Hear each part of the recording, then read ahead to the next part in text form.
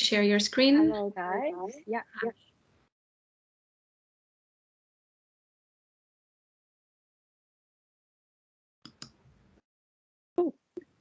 Hello, everyone. I'm Skye, and welcome to listen to my dissertation seminar. And my topic is experiencing the Terroir and exploration into the relationship between landscape architecture and viticulture.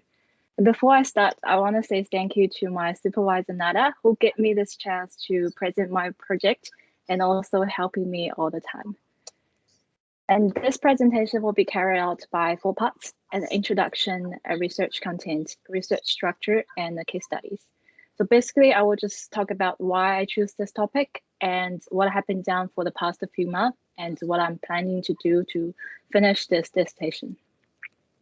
First, I would like to talk why I choose this topic. Productive landscape are a crucial part of New Zealand land use, as almost half of New Zealand's total area was used for agriculture and horticultural purposes. While we are relying on those landscapes, there is uncommon for those landscapes to be designed from an aesthetic point of view, and vineyards as one of the most attractive and recognizable productive landscape, comprising over 40,000 hectares of the total productive landscape total productive area in New Zealand. And these landscapes are characterized by its unique site layouts, the distinctive seasonal changes, and the notion of terroir reflects to the place. Not like other productive landscapes, the cultural value of these landscapes has also been recognized internationally since last century. Since there are 14 European vineyards, landscape has been listed within the UNESCO World Heritage Site as cultural landscapes. Vineyard landscape creates an image of the regions and contribute to their uniqueness and identity, and they represent cultural heritage and functions as trademarks for this area. And New Zealand as one of the New World wine region, which has a relatively short history for agriculture and wine industry. But after the booming development in the past 3 decades, New Zealand wine has been acclaimed internationally for its unique taste and high quality. Like other New World wine countries, New Zealand has a growing demand for wine tourism. More and more travelers will have wineries as their travel destinations. Examples like Napa Valley in the US has been called capital of wine tourism. The Hawke's Bay region in New Zealand has been called food and wine country. And it's become, because of this trend, vineyards are no longer a place just for wine production, but becomes a tourist attraction for visitors. Therefore, the design of winery and vineyard landscapes becomes a significant challenge and popular commission in recent years. And there are more wineries that has hired architects to design their winery buildings, to design the cellar doors as the promoting and branding strategy. And there is also an increased research interest for wine architecture design. But as a landscape architect, I start wondering, what about the design of the rest of the vineyards? The architecture is only part of the winery. It is important to provide a rich and coherent experience for visitors to have the exterior landscape to be designed as well. I see there is a link between the winemaking and landscape architecture design. Both of them are a combination of science and art. For winemaking, if you want to make a good wine, you have to understand the terroir, which is about the local environment, and using winemaking techniques to converting the raw ingredients into something beautiful. And similarly, for landscape architecture design, it is important to show in the sense of place to create a landscape design and create an environment that fulfills human needs as well as enhance the natural beauty. However, there are very few landscape architecture has been involved in the practice of vineyard design, and there is a gap in the literatures that shows the relationship between landscape architecture and the viticulture. Therefore, the aim for this research is to use the notion of terroir in conjunction with the theory of sense of place as a tool for examining current vineyard design and contributing to improve the visitor's experience in winery in New Zealand. And following by 3 objectives: to identify the relationship between landscape architecture and viticulture, to critique the current winery design in theoretical position of context, and to discuss the potential of using the notion of terroir in vineyard design to improve the visitor's experience. And the next part is my research content. Here I'll just introduce some of the key concepts that are really important for my dissertation. And the first one is the concept of terroir. The word terroir originally from terroir, which is the French word for earth. Terroir is a concept that combines a series of factors such as soil, climate, geography. And terroir is a key concept in understanding wine because it links the sensory experience, sensory attributes of wine into the physical environment which the grapes were grown. Each wine region has its unique terroir, which will affect the sensory attribute of wine regardless what kind of winemaking method they are using. However, there is a contradiction between the globalization and the localization in global wine industry. So there are two types of wines, the terroir wine versus the branded wine. A terroir wine maintains some of the unique characteristics that are influenced by the soil climate of the specific location, and it always has excellent traceability. But for a branded wine, it's blended with various sources, and the characteristics and the quality are really varying from year to year. And with the global trend, local characteristics has often been overlooked, but in recent years, terroir becomes a popular concept again, and it becomes now an important marketing technique. The second one is the sense of place. Sense of place is a key concept in the field of landscape architecture. Sense of place is a combination of three essential components that are brought to bear on the space. The first one is the functional use or the purpose of the space. Second one is the physical attributes of the building and plant materials that delineate the space. And finally, the meaning behind the space and inspiring those who created the space. And those three components are essential to create a sense of place. If any of them is missing or weak, the sense of place will also be weak or completely missing. And the place describes not more than just the geographical location, but a combination of the landscape, the architecture, history and heritage, social structures and relationships. The concept of terroir that I just mentioned represents a sense of place. And the combination of the terroir, the sense of place, and the land creates a lasting identity for the winery. To reflect the identity of a place, the landscape becomes the medium that combines those elements and creates a cohesive winery experience for visitors. In my dissertation, I'll be answering three questions. The first one, what is the current state of landscape design in vineyards in the context of New Zealand? Second, what kind of experience does today's vineyard offer to visitors? And lastly, how can landscape architects improve the experience around wine tourism while using the notion of terroir? And now comes to my research structure. In this dissertation, I will be using case study methods combined with design criticism theory. Case study is a method that commonly used in various research fields, and there is a long history of using case study method to analyze design in the field of landscape architecture. The structure of case study method is modified from Mark Francis case study method, and by using this method in the research, a better understanding of the relationship between landscape architecture and viticulture will be established, and also they will help explore how landscape architecture design can contribute to enhance the visiting experience. And in order to answer my research questions, for each of the cases, I will do a descriptive design critique in the position of context. A descriptive criticism is a category which includes writing about design work in a factual ways. It is not an evaluative approach, but intends to enhance the understanding of the work within its context. And a contextual criticism is also focused on how the project has came about.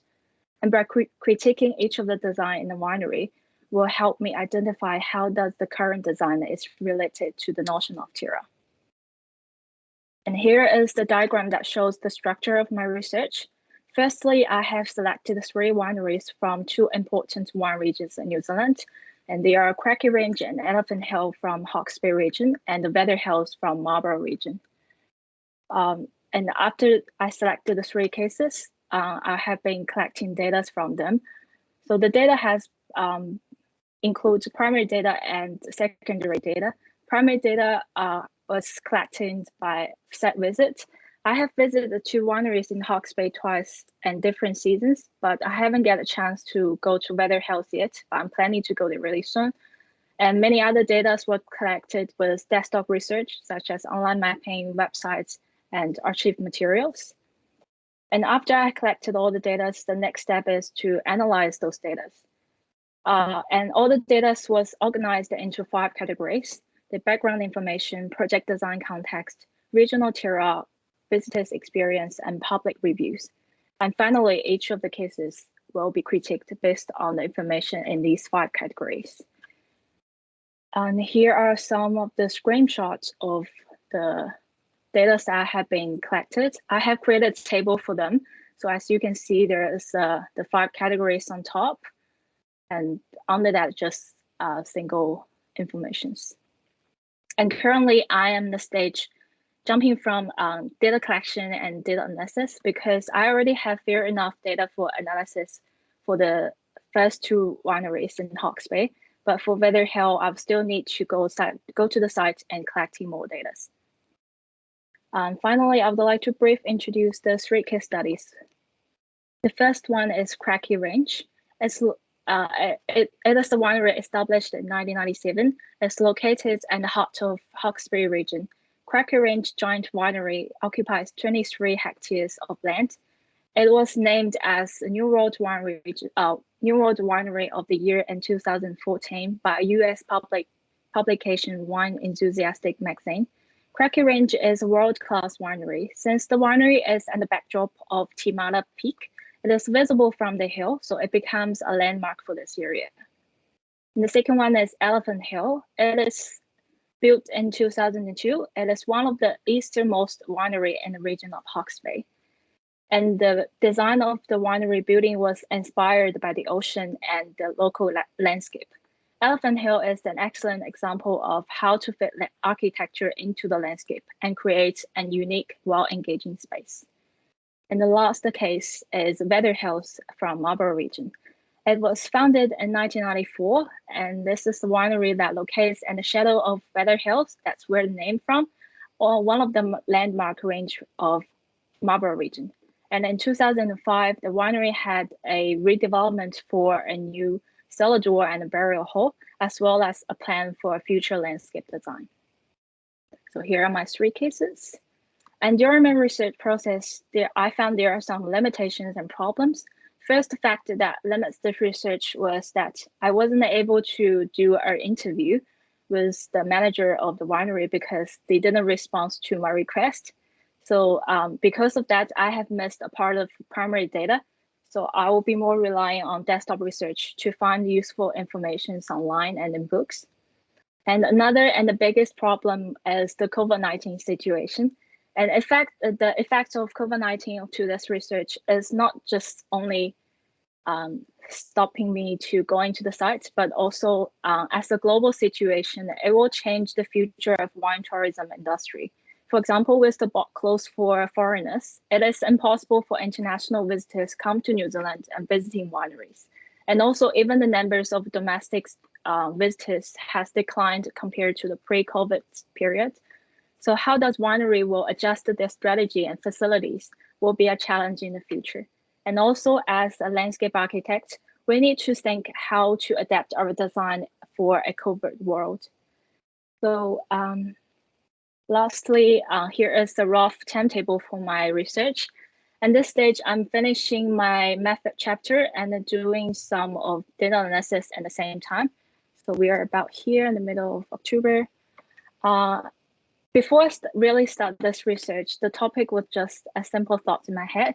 And now it's great to see that everything starts to come together. And there's only a few months left. I hope everything will go fine and I'll enjoy that. And just some reference for the photos that I'll be using for the slides. And finally, thank you guys so much for listening, and feel free to give me some questions. Thank you. Thank you, Skye. Thank you for a great presentation. I'm going to keep my question till the end. We'll take any questions from the audience. Oh, Jackie. Really interesting, Skye. Do you have a sense of the balance between architecture and landscape in generating the aesthetic for the wineries, as all three have quite strong architectural statements? Yeah, I think the way they design those architects has sort of relates to the local landscape. So for a landscape designer, it will also relate to the architecture as well. Does that answer the question?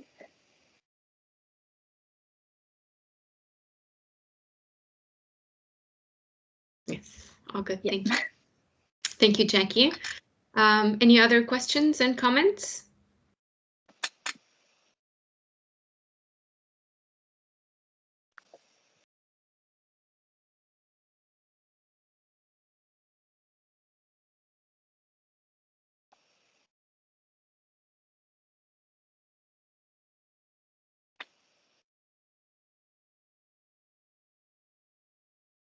Oh, Jill, do you have any impressions from your photo data that you want to share? Sorry, I didn't quite get it. What was that? Yeah, I didn't understand it either. Do you have any impressions from your photo data that you want to share? I think I didn't understand either, Jill. Sorry. We have another question from Jackie. What are the results from your photos? Okay, all right. Now I get it. Yeah. So like as I mentioned before, those wineries are really focusing on the architecture design. They create a beautiful cellar door for visitors. But for the outside area, they probably just have examples like a courtyard for people to sitting outside and start tasting wines, but nothing really about how they are not really thinking about how people will go around the winery and like sort of creating a wine tour for them to experiencing how those local landscape has affect their wines. Like I think this is really important to help build up their brand strategy, to build up their brand image. Yeah, I think that's what they are looking for. I think that feeds well into Jackie's second question. Does the terroir influence the growth of native plants as well? Yeah, definitely yes. Because the terroir is all about the natural environment. So like the hydrology, the climates, and the soil type will affect the native plants as well.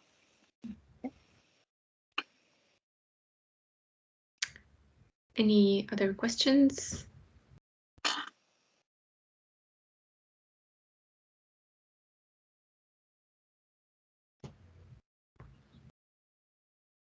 I'm going to ask my question. Yep. So there are a lot of wineries in New Zealand, and they keep on growing, and they increase in numbers all the time. Can you tell us a little bit about why did you select those three wineries? Yep. Firstly, I want to choose wineries from the most important regions, and the Marlborough region and Hawke's Bay region are the two biggest regions in New Zealand. That's why I choose the winery from them. And then for those three, I choose based on their size and the characteristics. And both of them, all of them are having a really distinguished landscape characteristics. Like two are based on the hills, and another one that just beside the ocean.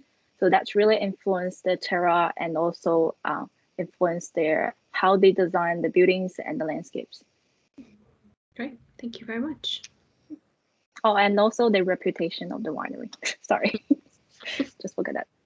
That's a good way to choose them. Excellent. We still have a couple of minutes for a question or two, if anyone is feeling adventurous.